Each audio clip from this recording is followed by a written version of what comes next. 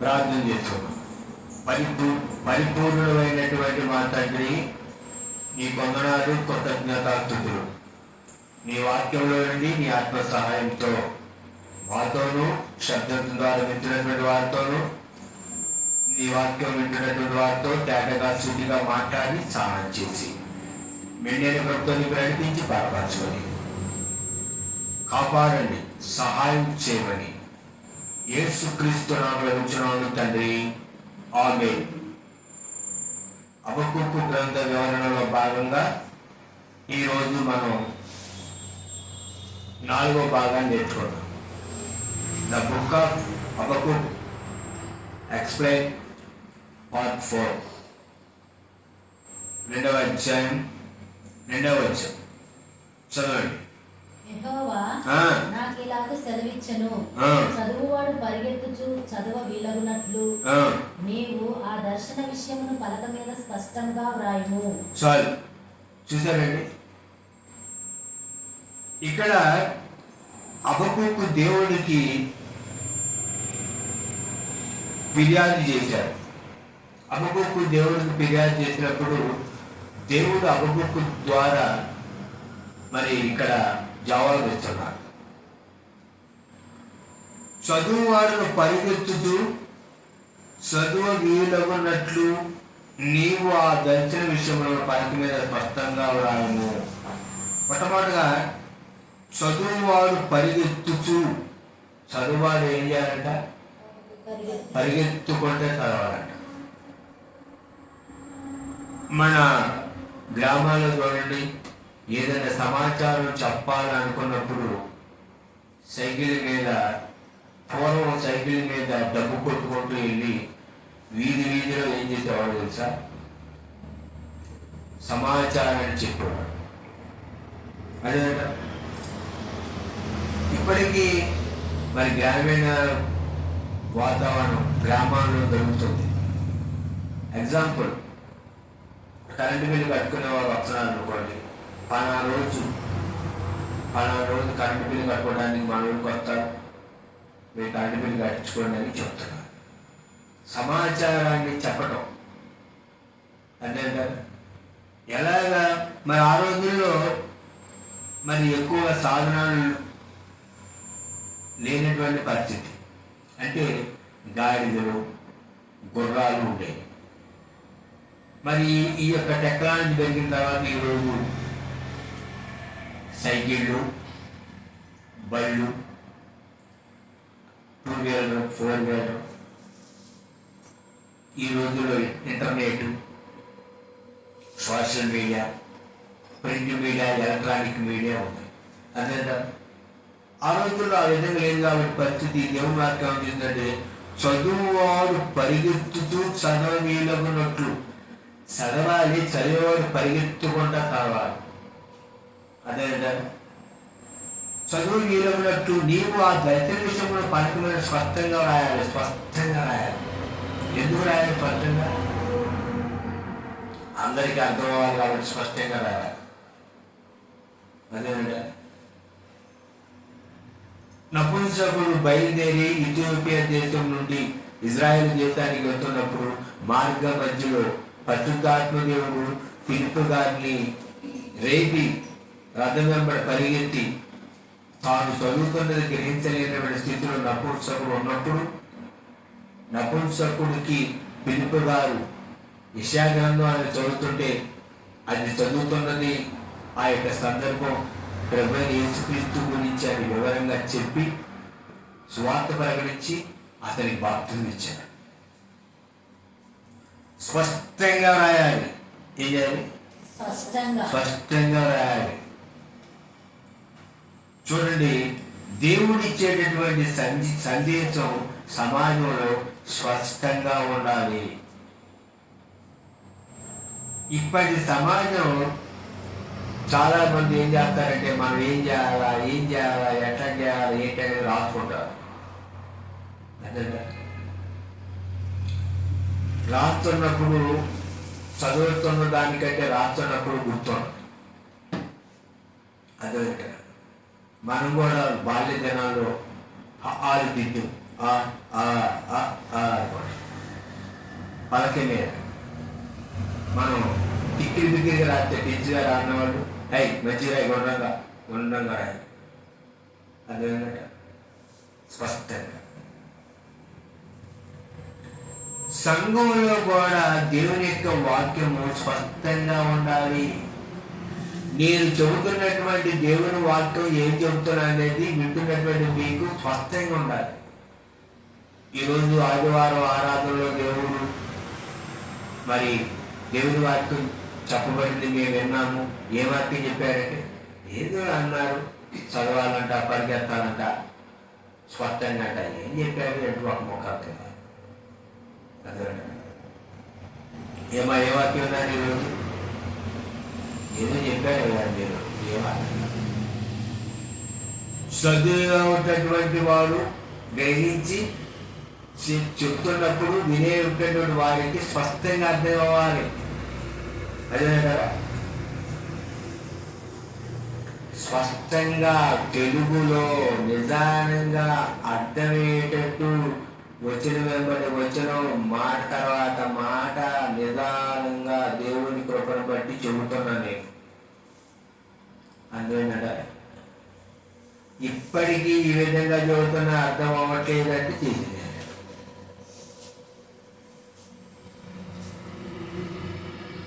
వ్రాయబడినటువంటి భాష కాదు, మాట్లాడే భాష.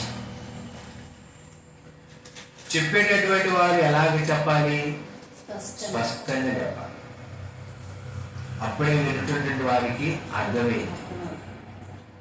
ఇదే సందర్భాన్ని గురించి దీనికి అనుసంధానంగా దేవుని వాక్యం ఏమని రాయబడింది? ప్రకటన గ్రంథంలో ఏమని రాయబడింది? ప్రకటన గ్రంథం చదవండి. ప్రకటన గ్రంథం 1వ అధ్యాయం దేవుని వాక్యం ఏమని రాయబడింది? సమయం సమీపించింది కనుక 1వ అధ్యాయం 3వ వచనం, ఈ ప్రవచన వాక్యాలు చదువు వారు వాటిని విని ఇందులో రాయబడిన సంగతులు వేసిన వారు ధన్యులు. అదనమాట. చదవాలి, స్పష్టంగా అర్థం అవ్వాలి. అబ్బకు నీవు రాయి స్పష్టంగా, ఎందుకంటే భవిష్యత్తు తరాల్లో ఉన్నటువంటి వారు కూడా అది అర్థం అవ్వాలి. ఆనాడు పరిశుద్ధాత్మ దేవుడు అబక్కూకు గారి ద్వారా చెప్పినటువంటి విషయం ఈనాటి కాలానికి కూడా గ్రంథస్థం చేయబడి ఈ కాలంలో ఉన్నటువంటి మనం చదువుతున్నాం, వింటా ఉన్నాం. భవిష్యత్తు తరాల్లో ఉన్నటువంటి వారు కూడా చదువుతారు, వింటారు. అదేనంటే ఈనాడు అచ్చువేయబడింది దేవుని వాక్యం. ఆనాడు చెట్టు బెరల మీద ఉండేది దేవుడి వాక్యం. అంతకుముందు వ్రాసేవారు. ఈనాడు ప్రింట్ వేయబడి దేవుని యొక్క వాక్యం. ఆనాడు వాక్యం ఒకటి పాతకెళ్తా ఉన్నప్పుడు మరలా ఎత్తి మరలా వేరే దాని మీద రాసేవాడు. ఈనాడు మరి పరిస్థితి మారి దేవుని వాక్యం జాన్ గూటన్బర్గ్ ద్వారా అచ్చు యంత్రాన్ని ఆయన కలిపినప్పుడు విలియం కేరీ గారి బృందం దేవుని యొక్క వాక్యాన్ని స్పష్టంగా మనకు అర్థమయ్యేటువంటి భాషలో తెలుగులో ఈరోజు దేవుని వాక్యం ప్రింట్ చేయబడి మన చేతికి పరిశుద్ధ గ్రంథం ఇవ్వబడింది. అదేంటారు. కనుక ఇక్కడ రాయబడిన మాట ఏంటంటే స్పష్టంగా ఉండాలి. సంఘంలో బాధ స్పష్టంగా ఉండాలి. ఈనాడు సార్వత్రిక ప్రభు అయినటువంటి యేసుక్రీస్తు యొక్క సంఘంలో బోధ అనేది స్పష్టంగా లేకపోవడం ద్వారా విశ్వాసులు గందరగోళమైన పరిస్థితి లేదు. అర్థం అట్లా మీరు అడ్డుతారు, వాళ్ళు అడ్డుతారు, ఏమర్థం కాదు. అంటే సమస్తము పరీక్షించి వేరే దాన్ని చేపట్టాలి. అదేంటారు. అందుకని ప్రభు అని చెప్పారు, ఏ వింటున్నామో అనేది జాగ్రత్తగా వినాలి. అదేంటారు. ఏం వింటున్నామో జాగ్రత్తగా వినాలి, ఏం చదువుతున్నామో జాగ్రత్తగా కావాలి. అదేంటారు.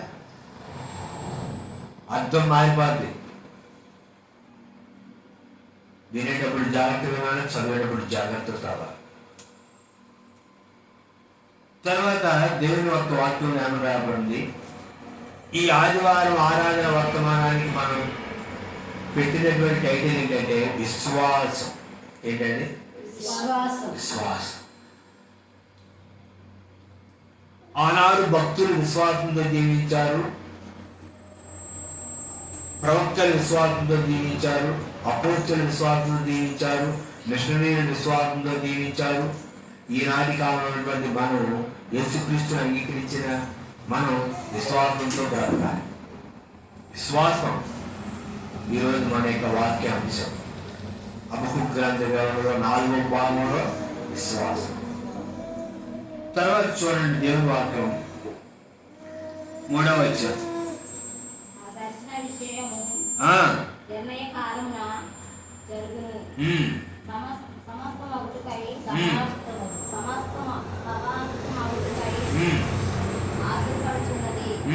అది తప్పక నెరవేరును, అది ఆలస్యముగా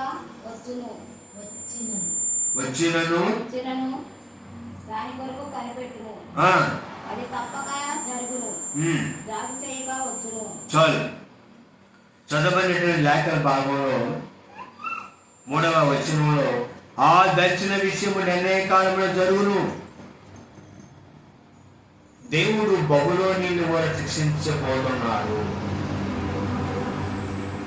గర్వంతో ఉన్నటువంటి బబులోని కూడా దేవుడు శిక్షించబోతున్నాడు. ఆ దర్శన విషయం నిర్ణయ కాలంలో జరుగును. ఖచ్చితంగా జరిగింది. ఆకాశము భూమి గతించను, నా మాట గతించదు. నిర్ణయ కాలమున జరుగును. సమస్త బహుమతికి ఆతృత పడుతున్నది. అది తప్పక నెరవేరదు, తప్పకుండా జరిగింది.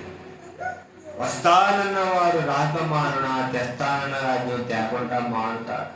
ఎప్పుడు వస్తానండి? యేసుక్రీస్తు కూడా వస్తాడు. వస్తానన్నాడు, ఖచ్చితంగా వస్తాడు. అదే మొదటిసారి వస్తానని ప్రవక్తలు ప్రవచించారు, ప్రభువు వచ్చారు. రెండోసారి వస్తానని యేసు స్వయంగా చెప్పారు, వస్తాను. చదవండి, అక్కడ రాయబడిన మాట. అది తప్పక నెరవేరును, అది ఆలస్యంగా వచ్చినను దాని కొరకు కనిపెట్టము, అది తప్పక జరుగును, జాగు చేయకపోవచ్చును. ఆలస్యం లేదు, తప్పకుండా జరిగింది. గర్విష్ఠుల యొక్క గర్వాన్ని దేవుడు అణుస్తాడు. బబులోనీల గర్వాన్ని అణచడానికి దేవుడు మాదియా పార్శికల సామ్రాజ్యాలను చేశాడు. విడివిడిగా ఉన్నటువంటి మాదీయులను పార్శికులను కలిపి దేవుడు బబులోని నీళ్ళ మీద దండెత్తడానికి వాళ్ళని రేపు తీసుకొచ్చి వాళ్ళ గర్వాన్ని దేవుడు అణిచాడు. తప్పకుండా జరిగింది. అదేనా? వినండి, ఖచ్చితంగా దేవుని యొక్క సమయంలో దేవుడు తప్పకుండా దేవుని సమయంలో దేవుడు కార్యం చేస్తాడు. దేవుడు ఒక సమయం అన్నది, అప్పుడు దేవుడు కార్యం చేస్తాడు. కాలం సంపూర్ణమైనప్పుడు దేవుడు తన కుమారుణ్ణి పంపెను. దేవుని యొక్క కాలం, దేవుడు ప్రార్థనకి జవాబిచ్చేటువంటి సమయం ఉంది. అప్పుడు దాకా మనం ఏం చేయాలంటే యేసు ప్రభు యొక్క సన్నిధిలో కనిపెట్టాలి, ప్రార్థనలో కనిపెట్టాలి. అదేంటారా?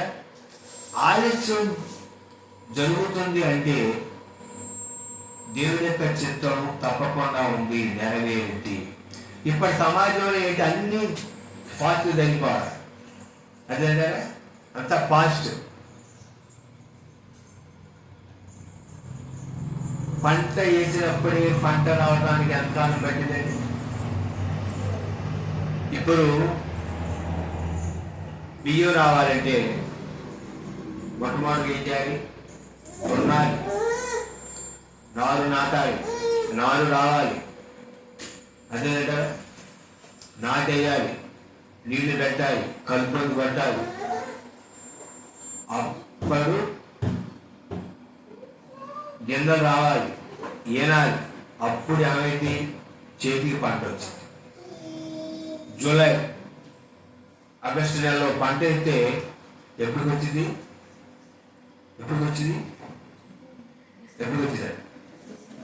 డిసెంబర్. అదే వ్యవసాయకుడు తాను వేసినటువంటి పంట చేతికి రావడానికి ఏం చేస్తాడు? ఓపికతో కనిపెడతాడు. అంతే కదా. అందుకని దేవుని వాక్యం ఏమన్నాడు? దేవుని వాక్యం ఏమని రాబడింది? ప్రభు దినం వరకు ఓపిక కలిగి ఉండండి. మనకు ఓపిక లేదు, వెంటనే వచ్చేసారు. అలా కాదు. ప్రార్థనలో దేవుడు ఆలోచన చేస్తాడంటే దేవుని కార్యం జరిగింది క్రైస్తవ సమాజం. అదే ఈ రోజు ప్రార్థన చేస్తే వెంటనే జవాబు రావాలి. కొన్నిసార్లు ఈ రోజు ప్రార్థన చేస్తే ఇప్పటికిప్పుడు జవాబు వచ్చింది, కొన్ని రోజుల తర్వాత వచ్చింది.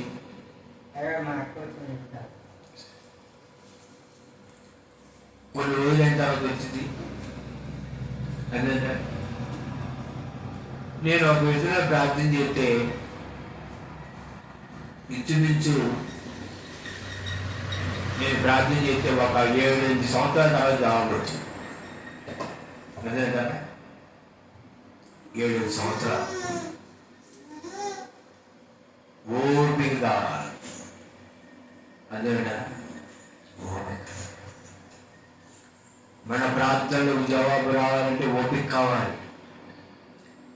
హబక్కూకుతో దేవుడు చెప్తున్నాడు, దాని కొరకు కనిపెట్టుము, అది తప్పక జరుగు. కనిపెట్టాలి. అదేనా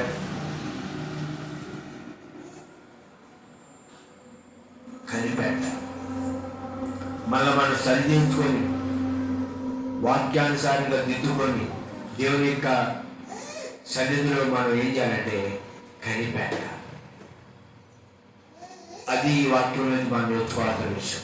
చదవండి తర్వాత వచ్చాం 4.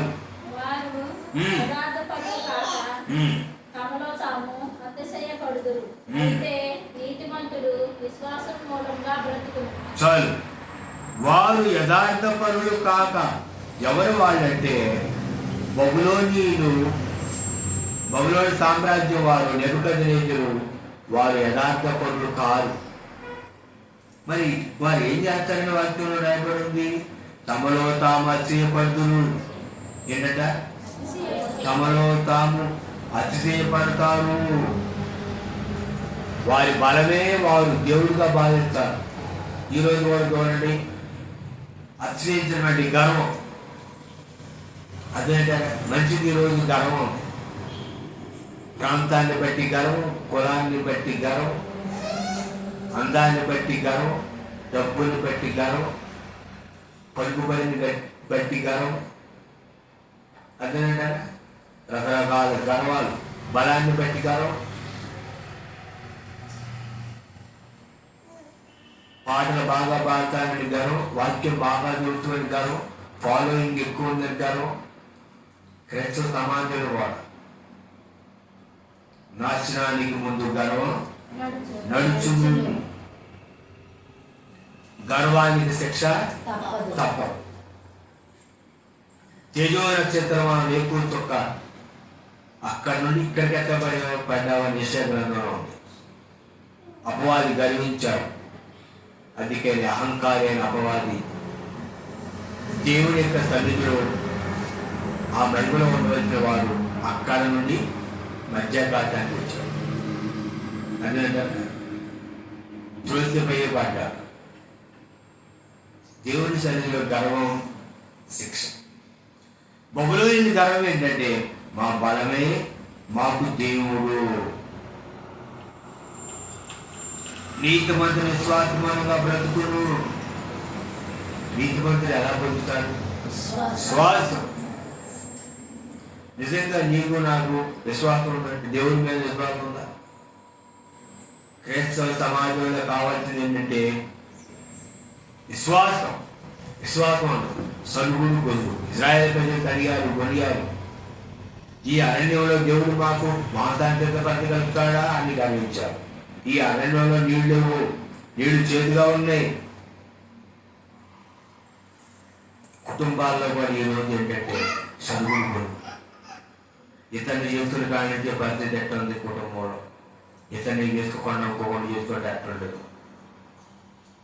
అదే నా జీవితోట తెల్లారింది అంటారంట.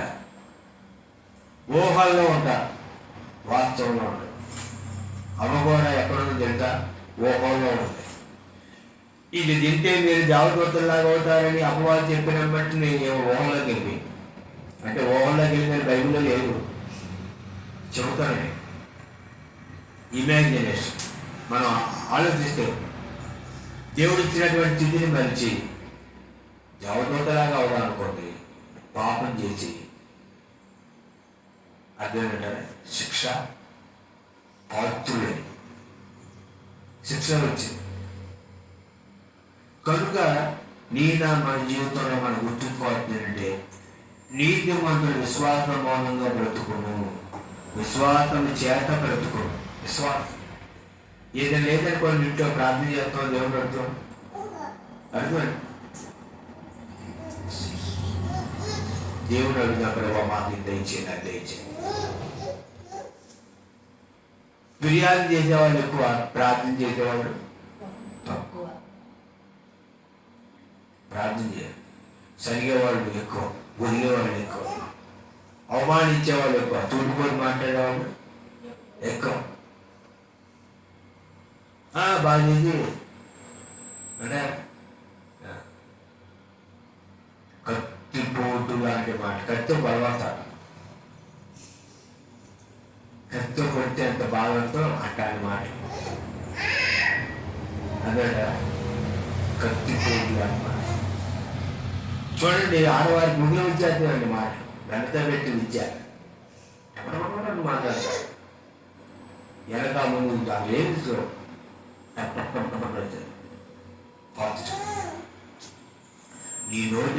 నీ నోటి మాటను బట్టి నీవు నీతిమంతుడువని, నీ నోటి మాటను బట్టి నీవు అనీతిమంతుడని తీర్పు తీర్చబడుదు. మనుషుడు పలుకు వ్యర్థమైన ప్రతి మాటను గురించి విమర్శ దినాలు లెక్క చెప్పాలా? నోరుందా దాని ఇష్టం మాట్లాడితే కుదరదు. నీ నోటి ఇజ్రాయేల్ ప్రజలు తమ యొక్క నోటి మాటలు బట్టి దేవుడికి ఏం చెప్పించారు? కోపం. ఆయన కోపం త్వరగా రగులుకుంది కోపం. మరి కోపం అన్నదా? కనుక ఈ వాక్య భాగం నుంచి మనం నేర్చుకోవాల్సింది ఏంటంటే, అహంకారులు తమ బలాన్ని బట్టి వాళ్ళు గర్విస్తారు, కానీ నీతిమంతులు విశ్వాస మూలంగా బ్రతుకు. నీతిమంతులు ఎలా ఉంటారు చూసారు? అబక్కుకు నీతిమంతులు విశ్వాస మూలంగా బ్రతుకు. నీవు నేను విశ్వాసం మూలంగా బ్రతకాలి. నిజంగా నీతిమంతులు మీద మనం యేసుక్రీస్తు రక్తంలో కనబడడం ఒక్కసారి లోకస్తులేమనిపించింది, సంఘస్థులు కంటే అటువంటి అన్నమాట. నిజంగా నువ్వు సంఘస్థురాలువా లోకస్తురాలువా? దేవుని పిల్లలమా దేవుని పిల్లలమా? ఏమండి? ప్రభువైన యేసుక్రీస్తు రక్తంలో కనబడ్డామా కనబడలేదు? వారి గురించి బాప్తిస్మం రక్షించబడ్డామా రక్షించబడలేదు? ప్రశ్న. ప్రవర్తన అలా ఉంటుంది కొడుచారు. అదే నీతిమంతుడు ఎలా ఉంటాడంటే విశ్వాసం. అదే సింహాల బోనైనను సంతోషముగా వెళ్ళి సంగము ప్రార్థించగా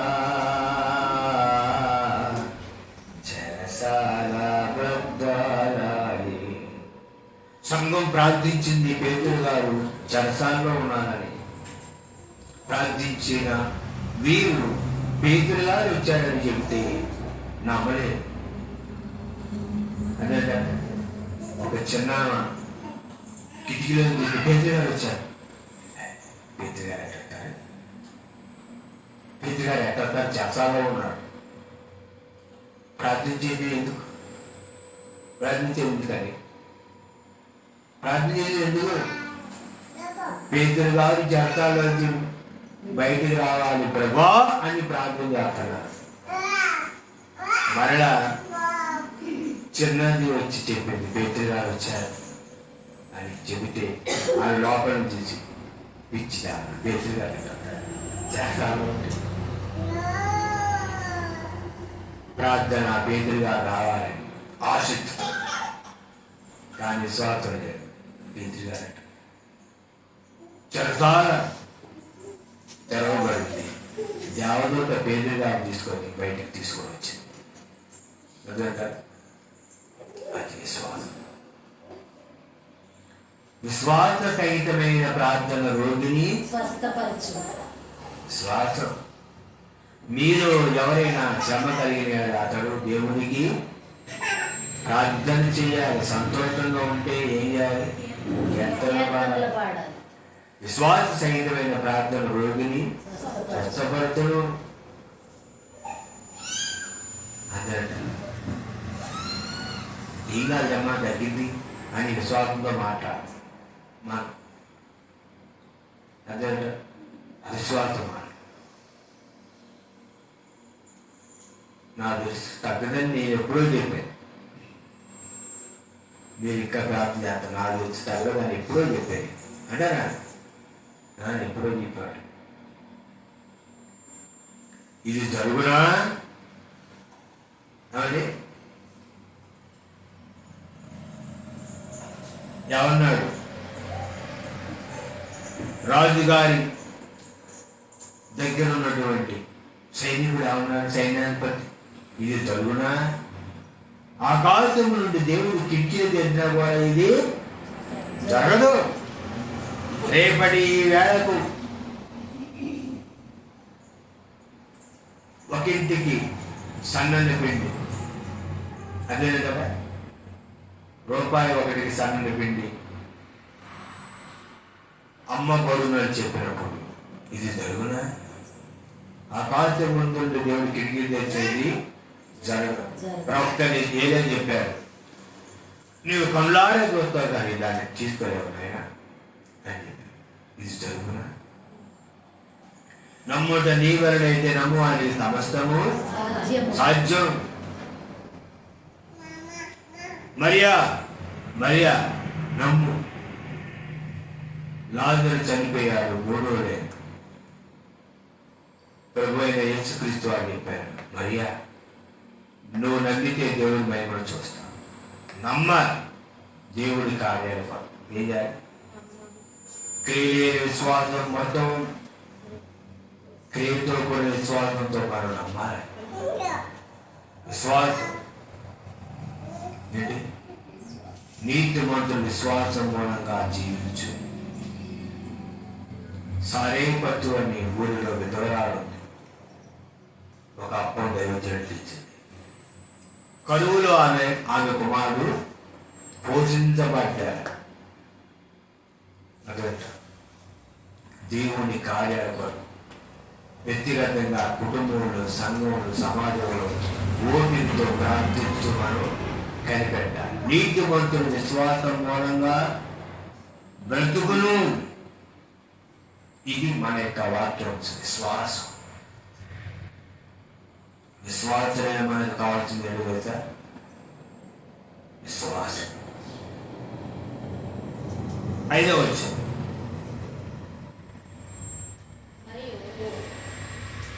చదువు. తనను బట్టి అతిశయించువాడు నిలబడు. అటువాడు పాతాళమంతా విశాలముగా ఆశపెట్టు. మరణమంతగా ప్రబలినను తృప్తి నొందక సకల జనములను వశపరచుకొను. 5వ వచనం వినండి జాగ్రత్త. మరియు ద్రాక్షారసము మోసకరము. తనను బట్టి అతిథించేవాడు నిలవడు. ద్రాక్షరసం ఏంటంట? మోసం. అదే కదా. ఇప్పుడు తాగుతున్నారు, తాగేవాళ్ళు తాగుతున్నారు. ఎంత తాగితే తృప్తి, ఎంత తాగితే చాలంటారు? పేపాలు తాగినా చాలా. ద్రాక్షారసము మోసం చేస్తారు. ఏం చేస్తుంది? ద్రాక్షారసము మోసకరము, తనను బట్టి హెచ్చరించేవాడు నిలవాడు. అదే దాన్ని బట్టి హెచ్చరిస్తారు. ఈరోజు నేను దాగిన తిడతాను, 2 కోటలు దాగి అయినా స్టాండర్డ్ నిలబడ్డా. నువ్వు నిలబడతా?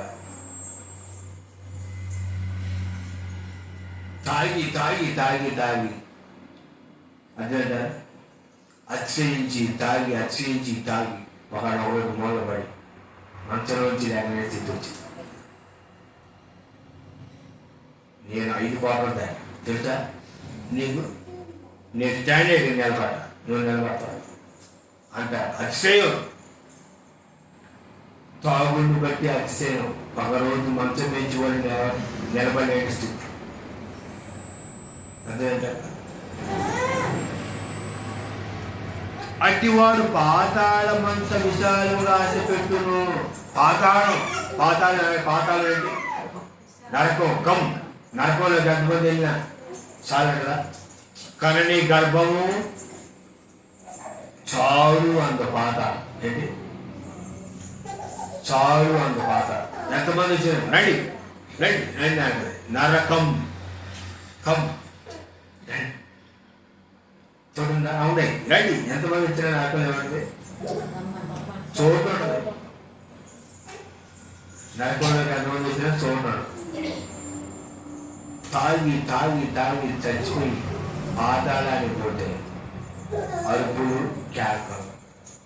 అదే వినండి. మరణమంతగా ప్రబలినను తృప్తి నొందక సకల జనులను వశపరచుకొనుచు. ఇక్కడ తృప్తి పడినటువంటి వ్యక్తి ఎవరంటే నెబుకద్నెజరు, బబులోను సామ్రాజ్యం. తృప్తి నొందక సకల జనులను వశపరచుకొనుచు, సకల జనులను సమకూర్చుకొను. అదే కదా. తృప్తి లేదు నెబుకద్నెజరుకి. ఎన్ని సామ్రాజ్యాలు జయించాడు. అసూరు సామ్రాజ్యం జయించాడు, ఐగుప్తు సామ్రాజ్యం జయించాడు, పాలస్తీనాన్ని జయించాడు. అదే కదా. ఇటు యోధా రాజ్యం జయించిన తృప్తి లేదు. తాగుబోతోడు ఎంత తాగినా తృప్తి ఉండదో ఈ నెబుకద్నెజరుకి తృప్తి లేదు. అదే కదా. పాతాళమంత విశాలంగా ఆశపెట్టును, మరణమంతగా ప్రబలను తృప్తి నొందక సకల జనులను వశపరచుకోవచ్చు. చూడండి ఎంత తాగి నా తృప్తి ఉండదు. ఏమన్నా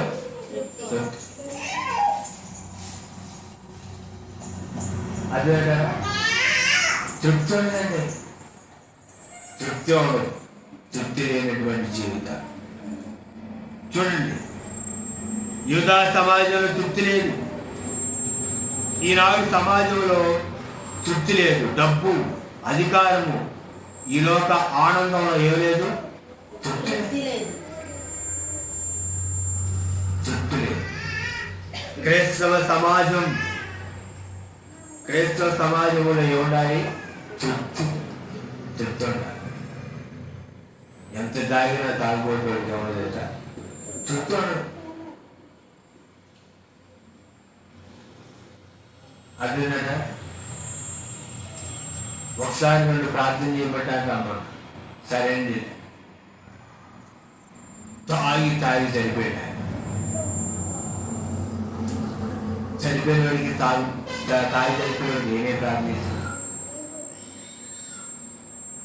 చచ్చినోడు తాగి చనిపోయిందని వాడికి ఆత్మశాంతి కోసం కోటబాధలు తీసుకొచ్చి దాంట్లో మూత తీసి అక్కడ పోతాను సమాధి. అయ్యా ఎందుకంటే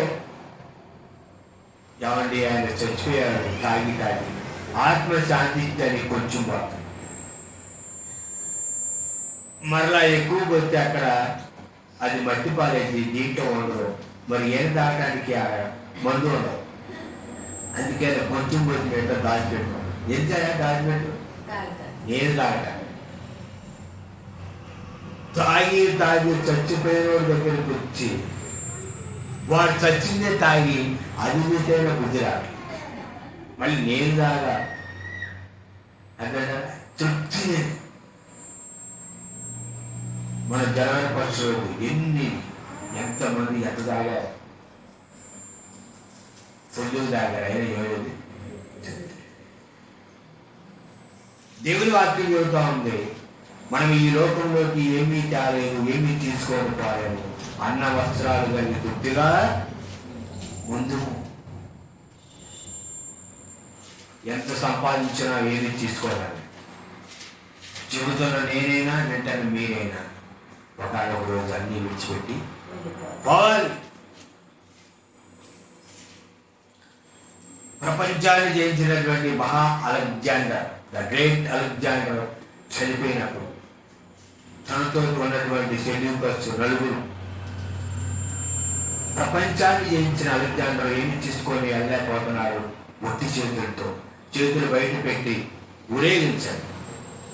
వెండి బంగారం సామ్రాజ్యాలు జయించిన ఈ అలెగ్జాండర్ ఒట్టి చేతులు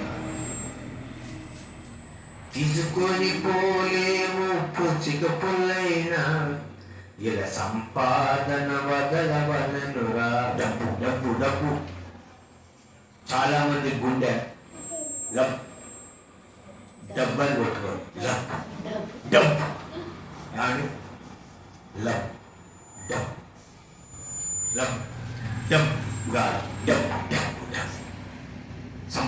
సంపాది తృప్తిలో తిని తృప్తిలో అదే తాగి తృప్తిలో అక్కడ చనిపో. భార్య ఏమైందో, పిల్లలు ఏమైతారో, భవిష్యత్తు ఏంటో ఏమి గుర్తుండదు. సీసా ఉంటే చాలు, సీసానే జీవితం. తాగడానికి పుట్టినట్టు ఉంటారు కొంతమంది, కొంతమంది తినడానికి పుట్టినట్టు ఉంటారు. చూసారండి, నీవు నేను దేని కొరకు పుట్టాం? ప్రభు కోసం. అందుకంటే ప్రభు కొరకు జీవించడం కాదు. దేవుడు ఇచ్చినటువంటి ఆత్మ దేవుడి దగ్గరికి వెళ్ళాలి. అంతవరకు దేవుడి కోసం జీవించాలి. నేను క్రీస్తుతో కూడా సిలువేయబడిన ఇతను జీవించేవాడు నేను కాదు, క్రీస్తే నాయన్ని జీవించున్నాడు. ఇప్పుడు జీవించున్నటువంటి జీవితం నా కొరకు తాను అర్పణించుకున్న యేసుక్రీస్తున్న విశ్వాసం వలన జీవించుతున్నాను అని అపోస్తలుడైన పౌలు గారు చెప్పారు. ప్రభు వారిని జీవితం కనుక ఈ ఆదివారం ఆరాధన వర్తమానంలో మనం విన్న వాక్యంలో మనం తెలుసుకోవాల్సింది ఏంటంటే విశ్వాసం. నీతిమంతుడు విశ్వాసం మూలంగా బ్రతుకును. నిజంగా ఆ విశ్వాసం నీకుండా ఈ మధ్యాహ్న కాదు. అదంటే విశ్వాసమును బట్టి వారు రాజ్యంలో జయించేది, సింహాలను పూంచేది. ఆయన నేల మీద నడిచినట్టు సముద్రంలో నడిచింది. విశ్వాసం. ఎబ్రిలు రాసిన పత్రిక దేవుని యొక్క వాక్యంలో ఏమండి, ఎబ్రిలు రాసిన పత్రిక చూడండి ఒకసారి. ఎబ్రిలు రాసిన పత్రిక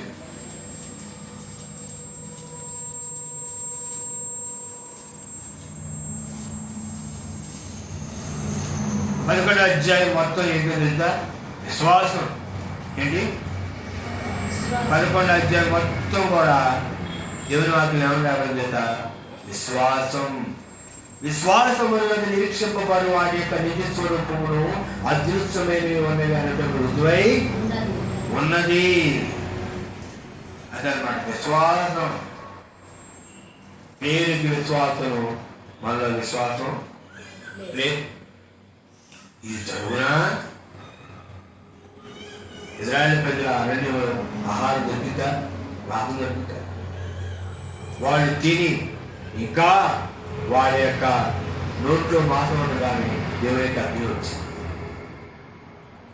పక్కకి తింటున్నారు మళ్ళీ ఇది అరణం ఇది నోట్లో ఇంకా నమ్మకం మళ్ళీ ఆశ తిండిపోతు.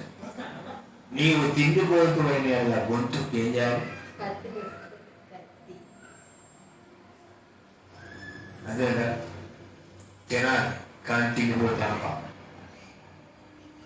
కనుక ఎలా బ్రతకాలి మనం? విశ్వాసం. విశ్వాసంతో. ప్రభువా నేను విశ్వాసంతో నీ కొరకు బ్రతుకాలని ఒక తీర్మానంతో దేవునికి సన్నిధిలో ఉండి ఈ ఆదివారం ఆరాధన వర్తమానమైనటువంటి నీ జీవితంలో నీవు ముందుకు వెళ్ళాలి. అతి కృప ప్రభు మనకు అనుగ్రహించుగాక. ఆమె తల వంచండి, కళ్ళు మూసుకోండి, ప్రార్థన చేసుకోండి. ప్రభా విశ్వాసం నాకు అనుగ్రహించండి. ఆవగించండి.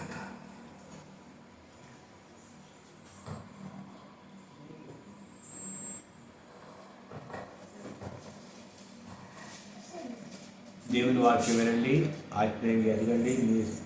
మీ యొక్క సలహాలు సూచనలు కామెంట్ సెక్షన్లో కామెంట్ చేయండి. హబక్కూకు గ్రంథ వివరణ 4వ భాగం విని ఆత్మీయంగా బలపడండి. అట్టి కృప ప్రభు మనకు అనుగ్రహించుగాక. ఛానల్ చూస్తున్న వారు సబ్స్క్రైబ్ చేసుకోవాలి. అప్పటికి సబ్స్క్రైబ్ చేసుకోండి. సబ్స్క్రైబ్ చేసుకున్న వారు ఛానల్లో దేవుని వాక్యం వినండి. మన ప్రభువు రక్షకుడు యేసుక్రీస్తు నామములో మీ అందరికీ వందనాలు. దేవుని స్తోత్రం. మరొక ఆదివారం హబక్కూకు గ్రంథ వివరణ 5వ భాగం విందాం. దేవుని ధన్యవాదాలు. ఆమేన్. మీరు వాక్యం వింటున్నటువంటి వారు ఎవరైనా మరి ఏమైనా గ్రంథ వివరణలు కావాలనే ఆలోచన మీకుంటే కామెంట్ సెక్షన్లో కామెంట్ చేయండి. ఖచ్చితంగా భవిష్యత్తులో ఆ యొక్క గ్రంథాలు నేను అశుద్ధాత్మ సహాయంతో ఖచ్చితంగా వివరిస్తాను. అంతవరకు దేవుని కృప మనకు తోడే ఉండుగాక. అందరికీ వందనాలు. యేసుక్రీస్తు నామములో ఆమేన్.